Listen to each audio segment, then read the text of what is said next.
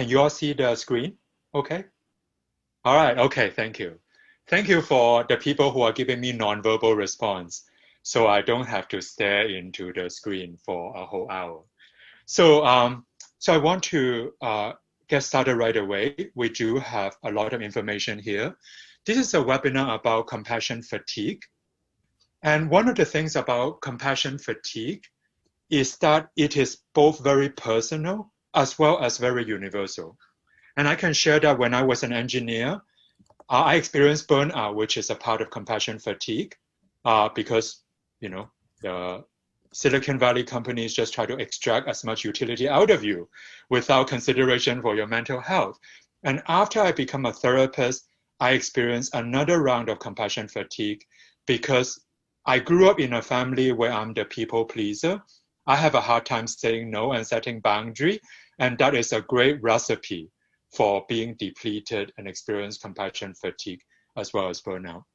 So I just want to share that I'm not just presenting these in terms of from a therapist perspective, but also this is something that's very personal that I have experienced as well. One thing I really want to do is to normalize the experience of compassion fatigue. When you experience compassion fatigue and burnout, it doesn't mean there is anything wrong with you. In fact, one of the first things that we'll try to understand is that all behaviors and symptoms are purposeful. The very part of your nervous system that help you survive is also the part of your nervous system that make you vulnerable to the experience of compassion fatigue and burnout. So all behaviors and symptoms are purposeful. I really want to normalize the experience of compassion fatigue, as well as presenting a 4-point resilient plan that can help you handle the challenges of compassion fatigue. So let's start with a model for our nervous system functioning. It's an intuitive and useful model. Compassion fatigue happens because of the hardwired stress response in our nervous system. So on the screen, you can see a ladder. So if you imagine there are 3 different zones in the ladder. Top of the ladder, forget about the technical terms. Let's think about top of the ladder, ventral, as the relational and engagement zone. When we are at the top of the ladder, we feel safe, we are relational, we can be creative, we can be productive, we can connect with each other, and we feel regulated. Does that make sense? Right? Here at the top of the ladder, we still experience the whole spectrum of emotions from sadness to joy, but we are not overwhelmed by our emotions. We have a mindful observer part of our brain that's watching us having the experience without being drowned in it. So this is the good stuff at the top of the ladder zone. This is the stuff that we want to be in when we play with our kids. This is the zone that we want to be in when we are with our students, when we are with our partners, right? This is also the zone we want to be in when we are at work. But here's the problem. And in order to understand how this ladder works, which is a metaphor for our nervous system functioning, let's imagine that you run into a tiger in the forest. What immediately happens when you run into the tiger in the forest?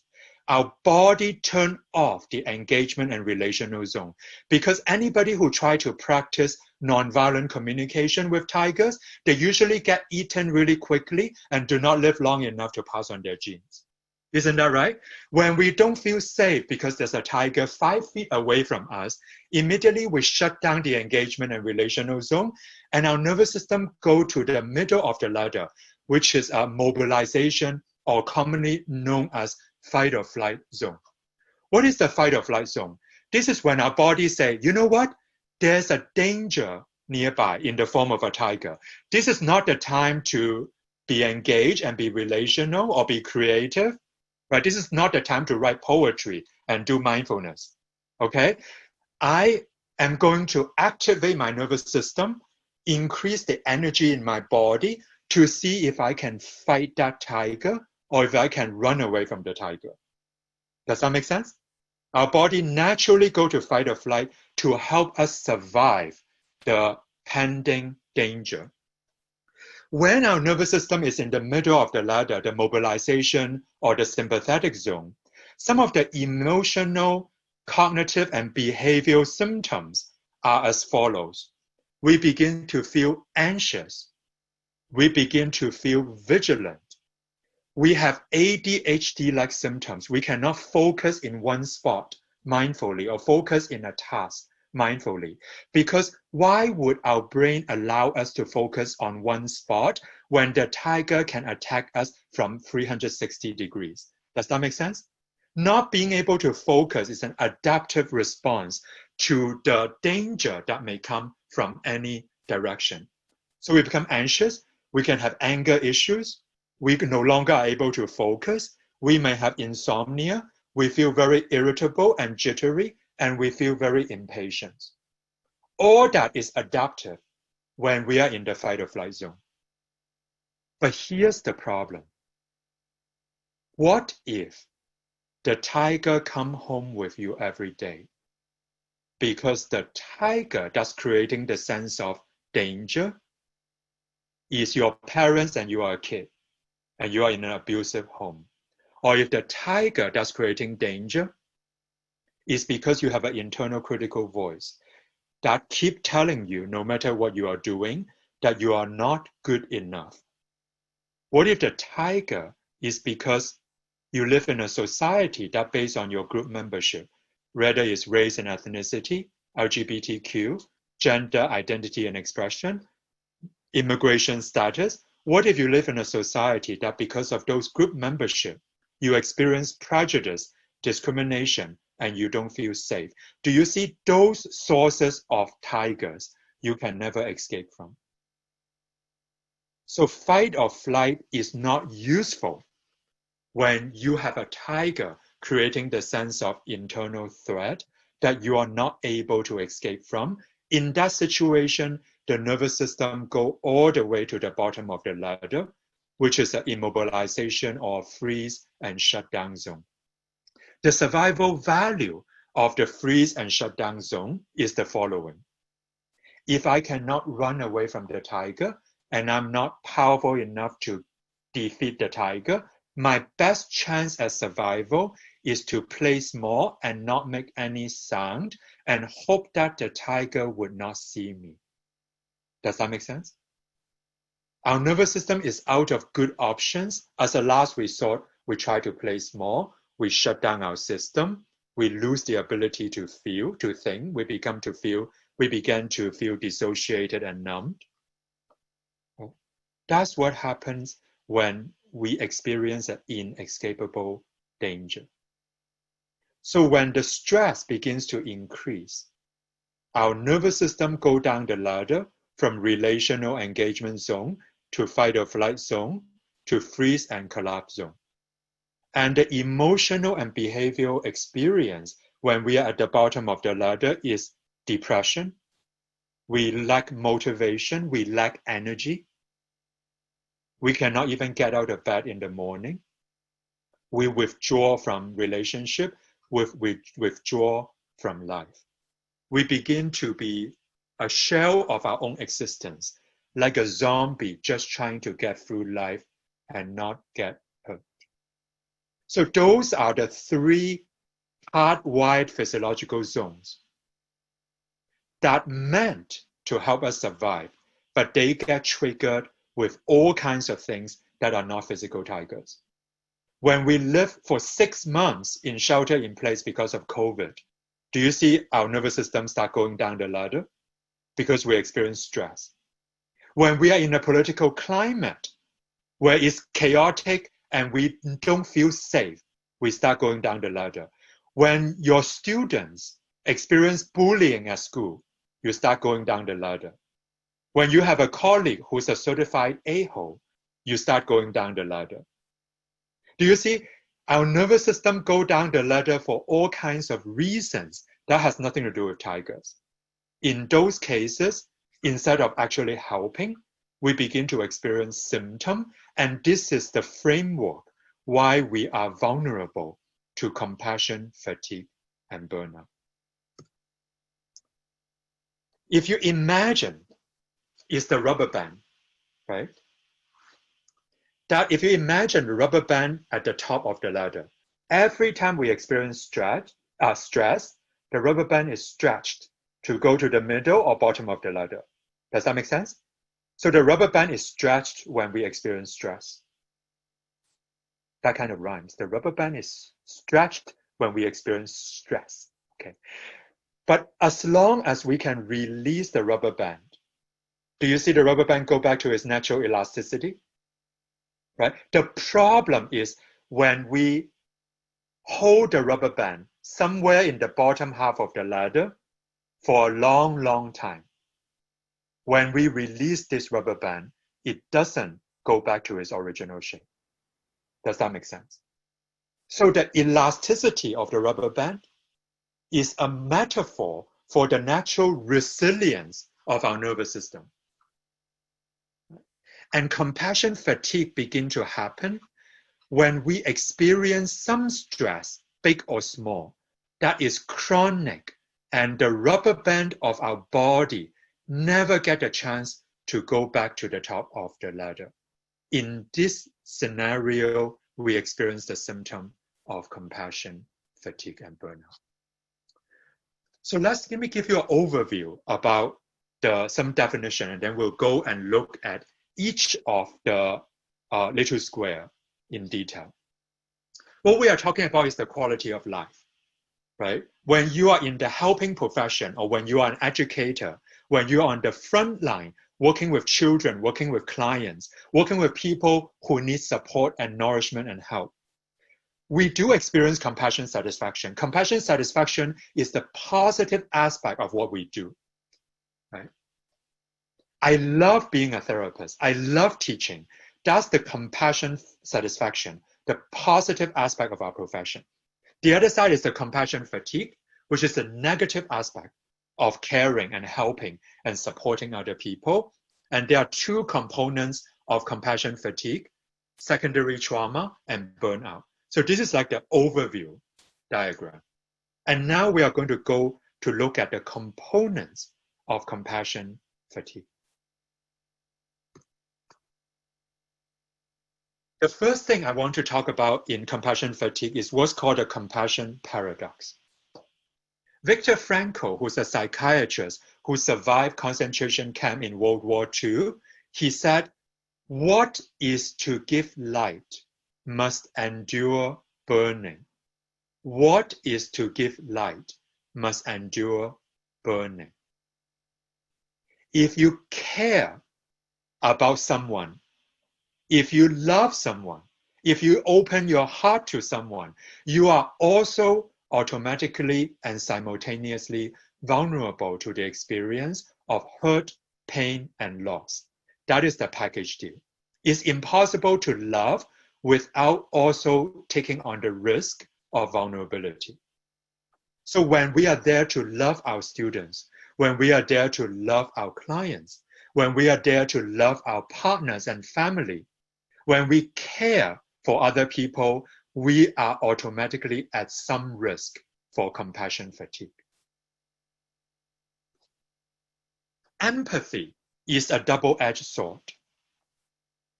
How do we do empathy? Let's say if I'm sitting with a client, listening to another person's painful experience. What's the mechanism of empathy? The mechanism of empathy is when I listen to you describing your painful experience, I visualize in my brain what it's like to be in your shoes. Isn't that right? Isn't that how we evoke the experience of compassion? But here's the double-edged sword part of the mechanism of empathy.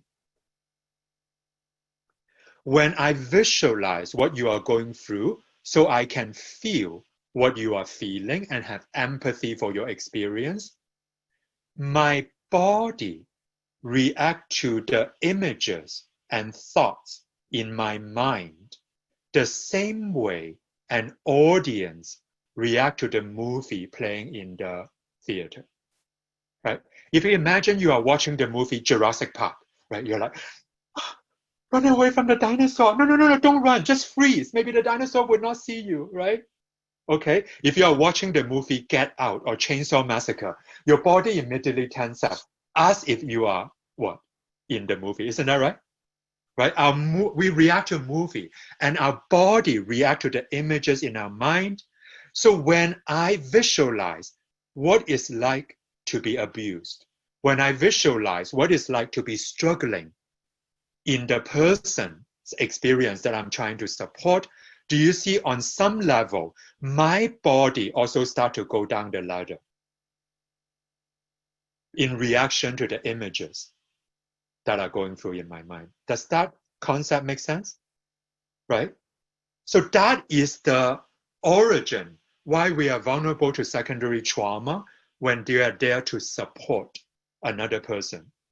Is through this empathy mechanism, through visualizing what the other person is going through, our own nervous system mistakenly feel some of that is happening to us, and our nervous system start going down the ladder. And if you are not careful in taking care of yourself, what will happen? After supporting students or clients all day long, your nervous system is spending the whole day, day in and day out, week in and week out, at the bottom half of the ladder. Do you see your rubber band also begin to lose your elasticity? Your rubber band, through supporting other people, losing elasticity, is what compassion fatigue symptoms come from.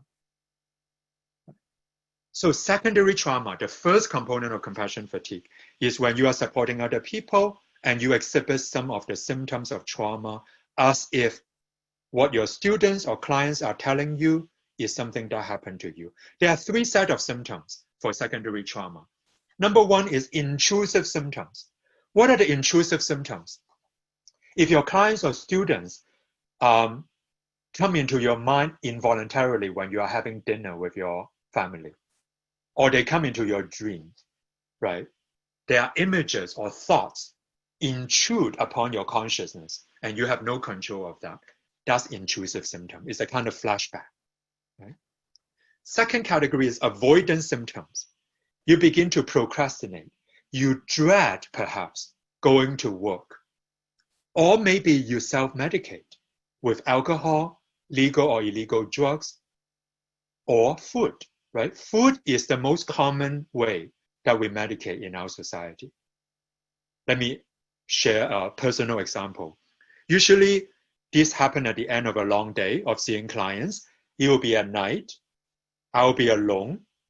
And then I would open up a bag of chips. Right? My favorite is barbecue flavored kettle chips. Right? I derive no financial benefit from naming that. It's really my favorite. What will happen is I open up a bag of chips and I will eat the first one. And I hear the first crunching sound. And that is the only conscious moment in this entire episode. After the first chip, usually I'm watching TV or watching something on my phone, and then I enter into a trance state. By the time I wake up from the trance, the whole bag of chips is gone. And I'm looking at my cat and say, what happened to the bag of chips? I don't have conscious memory. Do you see that's a way of self-medication as a way to avoid feeling the emotions that I don't want to feel in my body, right? So that's an avoidance symptoms, using food to avoid emotions. There's also isolation symptom. On the weekend, maybe I don't want to see my friends anymore. I just want to lay in bed, right? I don't want to interact with anybody because I don't have any energy, right? This is different from you are introvert and you need some alone time to recharge. This is like your car has run out of gas completely and literally you are not able to drive anywhere. Okay, these are the avoidance symptoms. Second set of symptoms. The third is arousal symptoms. You experience hypervigilance. You have high sensitivity to potential dangerous situation. You have a lot of anxiety. You have compulsive behavior, or you have sleep dysregulation, like insomnia. The arousal level in your nervous system begin to go wrong, and you are not able to regulate your internal experience. So those are the three sets of symptoms of secondary trauma. Intrusive, avoidance, arousal. Do you know which of these groups of symptoms is the most dangerous in the long term? The most dangerous is avoidance symptom. Because what you try to avoid persists. And the more you try to avoid the emotions that you are carrying in your body, you don't want to feel them, guess what? The emotions do not go anywhere. They begin to accumulate, and at some point they metastasize, like a cancer cells. So avoidance symptom actually has the worst long-term trajectory. So this is secondary trauma. Right? Secondary trauma is because of the mechanism of empathy. So let's look at burnout. What is burnout? Burnout is on a chronic basis. The perceived demands from the environment exceed the perceived resources that you have to deal with those demands. Right? When this happens chronically, it's like you keep driving your car despite your gas tank running empty. Right? So burnout is really, you never get to have the chance to go into the gas station and fill up your gas tank. At some point, you become completely depleted. Notice on the slide, it says perceived demands rather than demands. Because sometimes it's not that your boss is pressuring you to do more than what you can handle. It is you are pressuring yourself. Because you are a perfectionist, perhaps, or your sense of identity is based on doing a good job. Do you see? I say perceived because sometimes burnout is because of the environment, unreasonable demands from the environment. But other times, burnout is because we are pressuring ourselves. We keep pressing on the gas pedal despite having no gas, because somehow our identity and our own sense of worthiness is tied to the outcome of our work, and we never give ourselves a break. So perceived demand greater than perceived resources, rather than actual demand. Okay, so that's burnout. Burnout is your car completely running out of gas. What are some of the symptoms of burnout? There is a sense of exhaustion. By exhaustion, I mean a physical exhaustion, mental exhaustion, emotional exhaustion, okay? Lack of motivation, a pervasive sense of hopelessness. What's the point? What's the point of doing anything? Losing the sense of joy in your work that you used to love and feel passionately about. Also, another symptom is a pervasive negativity. Everything you don't like or you complain about to your colleagues. And then there's also cognitive, emotional, and relational difficulties. When you think about it, a lot of the symptoms of secondary trauma is when you are in the fight or flight, right, such as intrusive symptom and some arousal symptoms, or the bottom of the ladder, freeze and shut down. That's the avoidance symptom, right? So secondary trauma can be middle of the ladder or bottom of the ladder. While burnout is what? Very much a phenomenon at the bottom of the ladder, right? You are losing energy and your system is shutting down. So those are the two components of compassion fatigue, either secondary trauma or burnout. And remember, together they constitute compassion fatigue. So I will leave this slide on for about 30 seconds. And I invite you, this is the combination. STS, secondary traumatic stress. BO is burnout. Together they constitute the symptom of compassion fatigue. So I invite you to take 30 seconds, look through the list and make a note of which one or ones you are noticing happening for you in the last few months. Just spend 30 seconds doing that.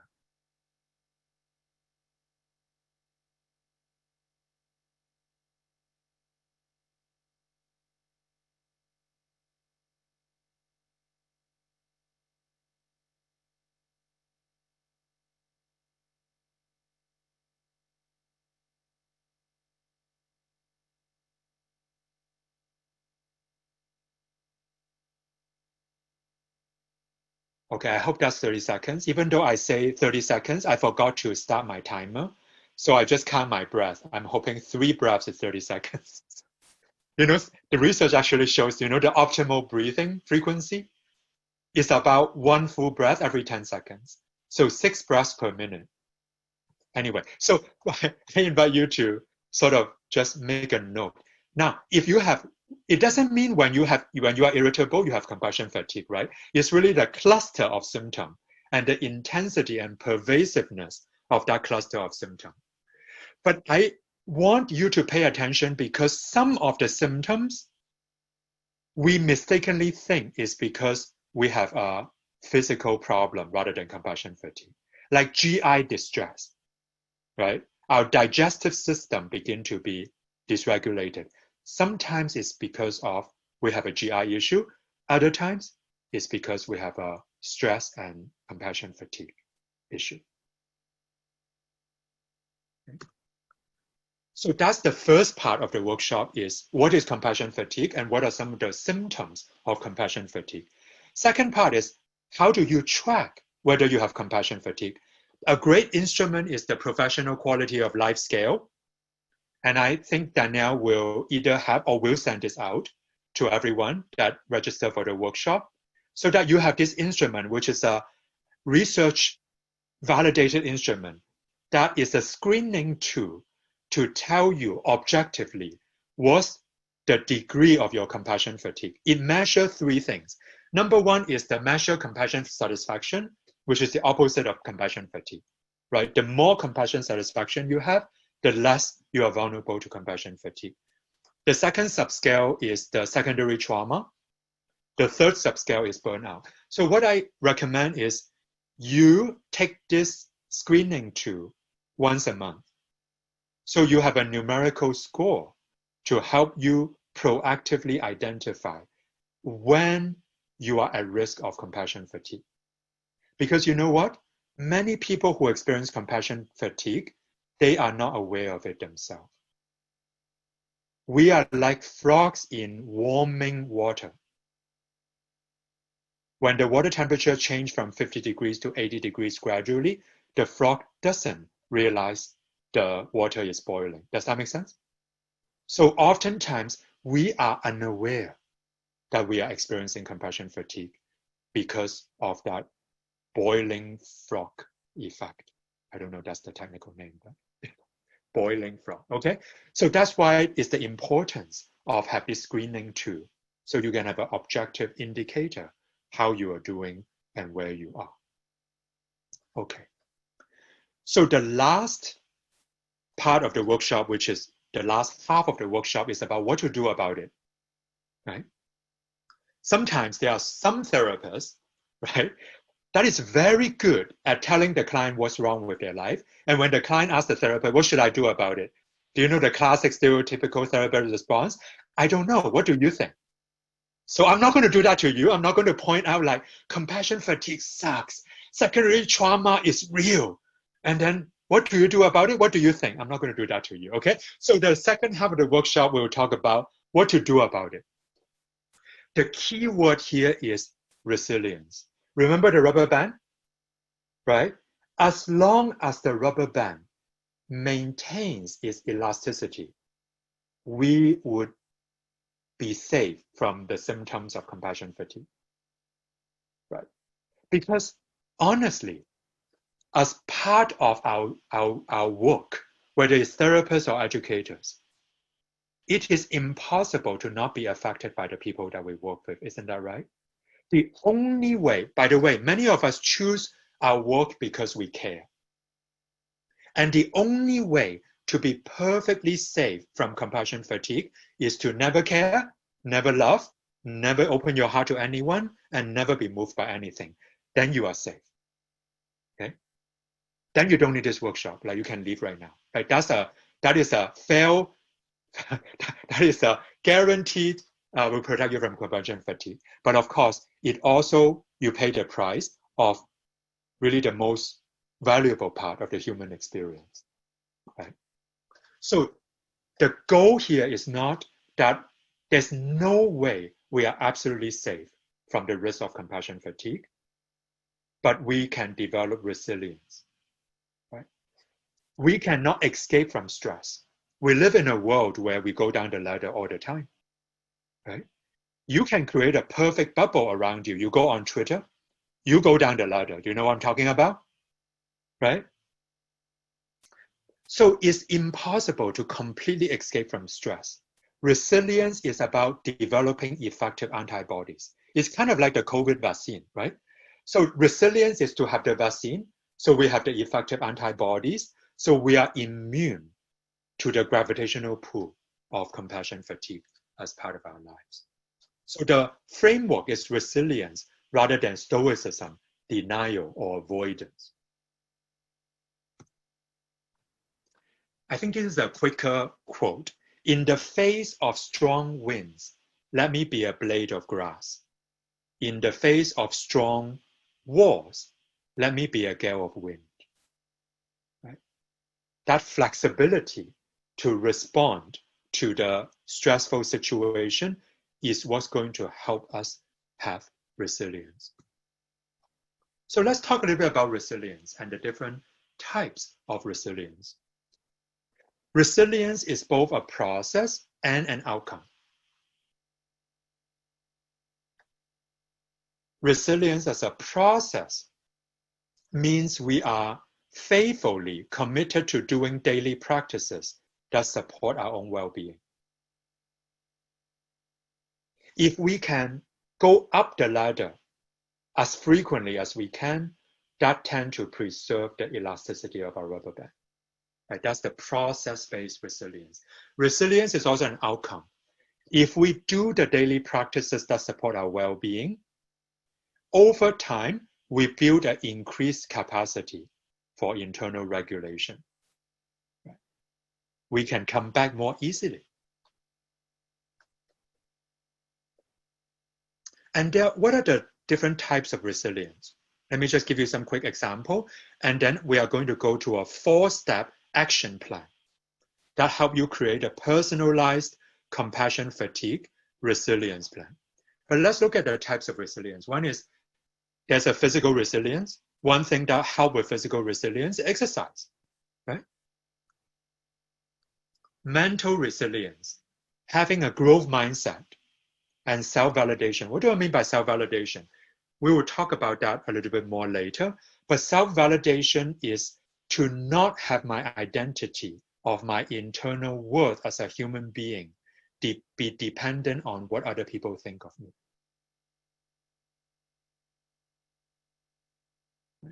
Because if my sense of worth and identity depends on how other people think of me, do you see I have no control over how other people think of me?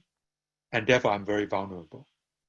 Okay, so that's mental resilience. Growth mindset is the ability to tolerate some discomfort because we are committed to growing who we are. So that's mental resilience. Emotional resilience can be developed through journaling or by going to therapy. Social resilience can be developed through establishing good connections with other people. And spiritual resilience can be established by having an internal compass, a sense of meaning and purpose for your life and what you do. Okay, so those are some of the different types of resilience: physical, mental, emotional, social, spiritual. So go back to this rubber band metaphor. So resilience is about preserving the elasticity of the rubber band.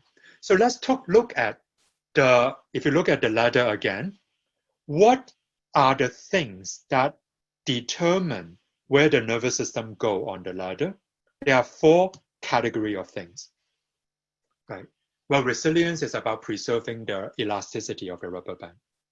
So there are 4 things that determine where our nervous system go on the ladder. There are 2 internal factors and 2 external factors.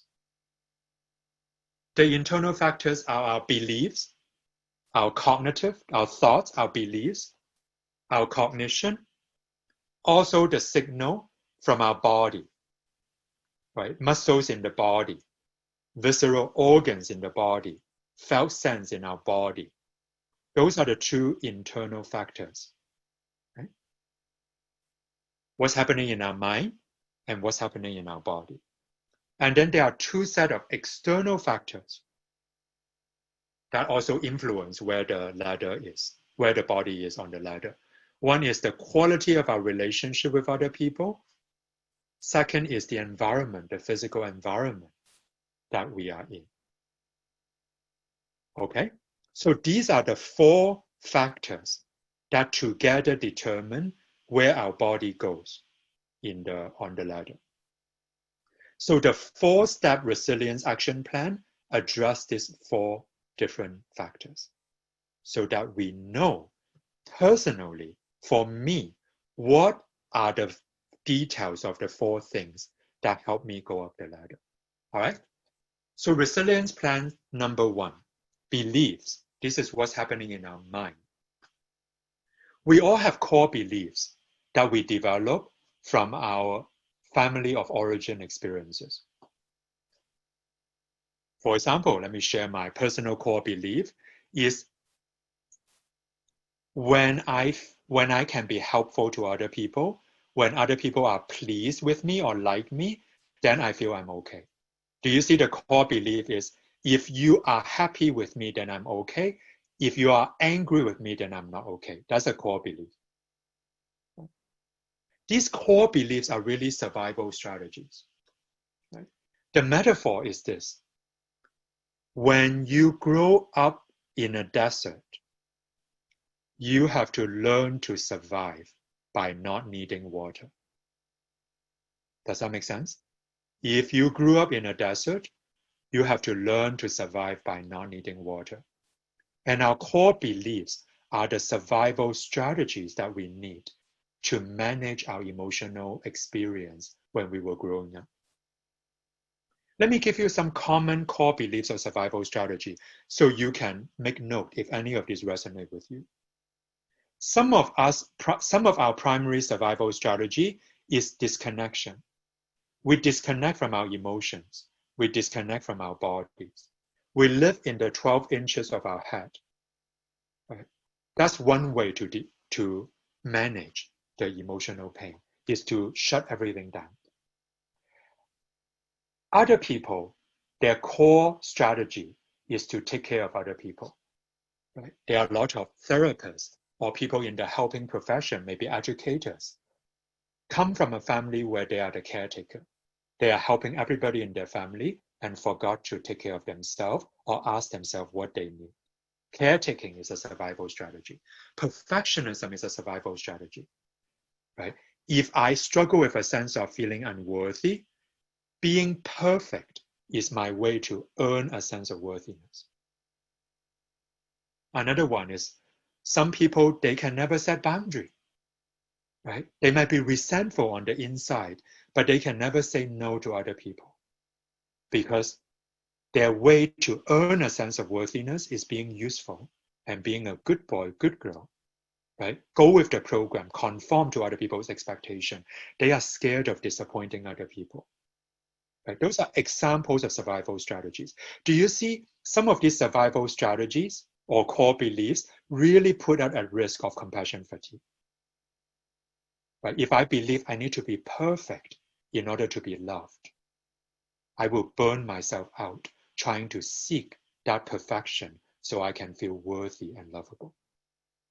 If I have a tendency to take care of everybody else and forgot to ask myself what I need, that also put me at risk of compassion fatigue. So the first part is identify your core belief and your survival strategy.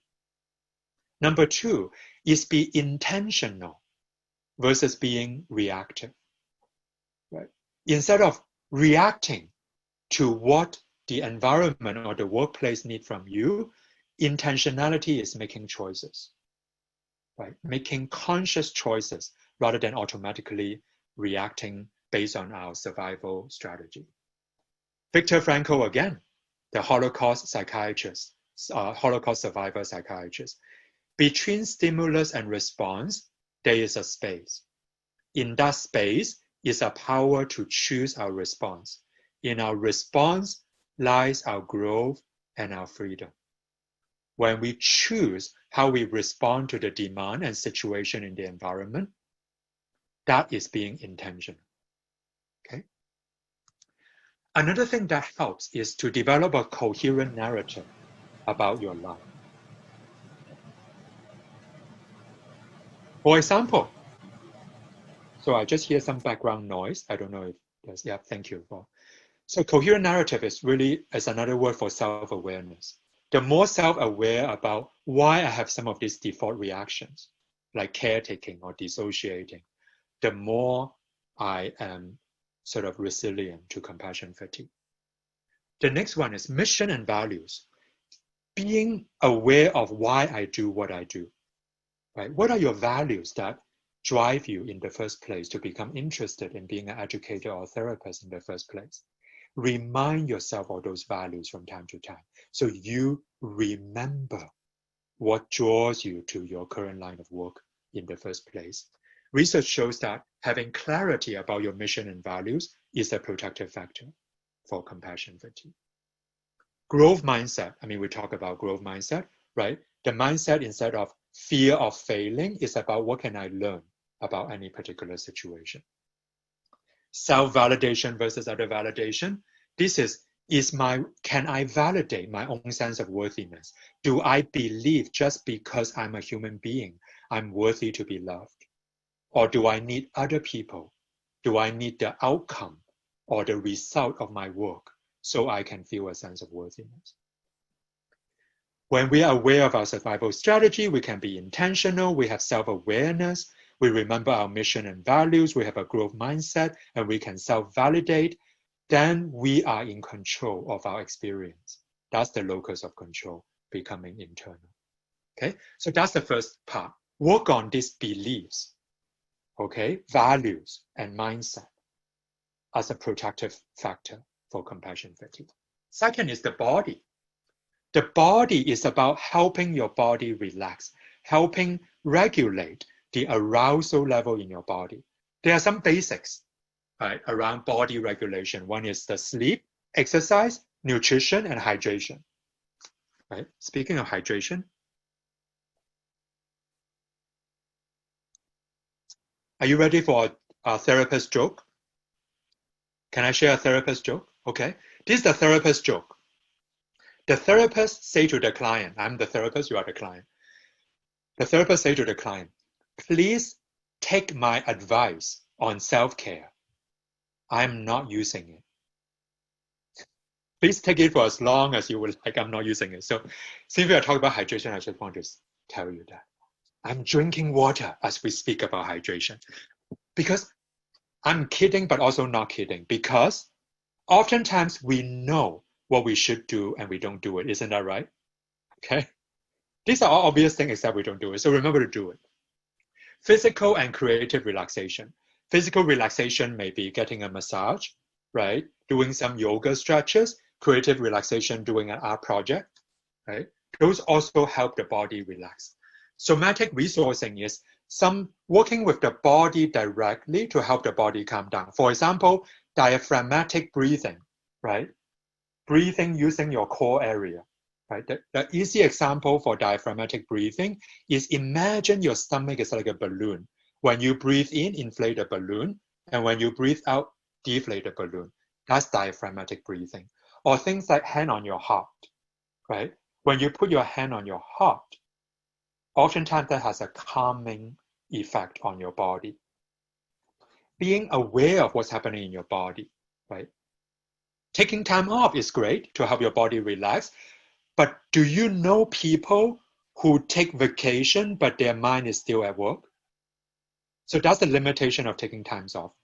It's not just about taking time off. You have to take your mind off work as well. And the micro relaxation techniques, clench and release. What's clench and release? Tighten up the muscle in your body and then let go. Right? That creates a relaxation effect in your body. Lastly, wet noodle. How many of you have heard of a wet noodle technique? Now, wet noodle is high carb. So another name for wet noodle, if you are a low carb person, is a wilted spinach. Okay? Wet noodle, wilted spinach. They are both equivalent names for this technique. What does a wilted spinach or wet noodle look like? What does it look like? You can hardly hold up, okay? The technique is this. Visualize wet noodle or wilted spinach, and then trace a particular tense area of your body, and then visualize wet noodle as a way to prime that muscle to relax. Remember, body react to mind the way audience react to movie. When you visualize wet noodle / wilted spinach for 5 seconds and bring your awareness to the body, that will help prime the muscle to relax. These are just a variety of techniques, and there are many others to help your body relax. Right? So do this consistently. This is about friending your body. We live in a culture that are disconnected from our body. There's a quote that I love. And I said to my body softly, I want to be your friend. It took a long breath and replied, I have been waiting my whole life for this. Be a friend to your body. That's the second step. The third step is relationship. Number one is the importance of safe connections. Remember the ladder thing? It turns out the most important, powerful force that pull our body up the ladder is feeling safe in connection with another person. So safe connection help pull us up the ladder. Having a support network and community, okay, obviously. But you know what's the biggest problem of having a support network is when you need them the most, you don't even reach out for help. Isn't that right? When you're at the bottom of the ladder, you just want to withdraw and isolate. So having a support network and community is not sufficient. You also need the third thing, accountability. You have to have 1 or 2 people in your life who know you well enough. You give them permission to confront you. When you have compassion fatigue symptoms, you may not be aware of it or you are in denial, so that they confront you. So when they see that you need help. Okay, so accountability to reach out for help. An important part of relationship is actually the nonverbal, right? Having eye contact face to face, right? Touch, hugs, right? A certain tone of voice. Those really help the body go up the ladder. Lastly, sharing and listening to each other. This is lyrics from Sound of Silence, right? People talking without speaking, people hearing without listening, people writing songs that voices never share, and no one dare disturb the sound of silence. There's a conspiracy of silence. There are a lot of people who are struggling. Maybe you are one of them. But sometimes we feel shameful that we are struggling. We have ideas that we shouldn't be struggling, or there's something wrong with me that I'm struggling. Let's all break the conspiracy of silence. So we share and listen to each other about our struggles, about our joys and pains, longings and fears. In that sharing, we help each other pull up the ladder. Lastly is the environment. The environment means managing your schedule so it's manageable, right? Rather than overloading your schedule, setting appropriate boundary, having a physical, safe, and comfortable environment, right? Sensory orientation is just pay attention to the 5 senses. Quick example because of the time. One thing that can really help with pulling up the ladder is take a moment and do the following exercise. Look around the room and say out loud, one thing I can see that's calming, one thing I can hear, one thing I can touch, one thing I can smell, one thing I can taste. Just that simple exercise is already help you go 1 step up the ladder. Being out in nature, spending time with animals, spending time with children, right? Spending time with loved ones. Children and animals and nature are much more safe than adults. Adults are not always safe. You know what I mean? Children and animals are always safe, okay? But spending time in that kind of environment, especially nature, that will also help pull up the ladder. Okay, I think this is the end of the presentation. We are right at the end. So let me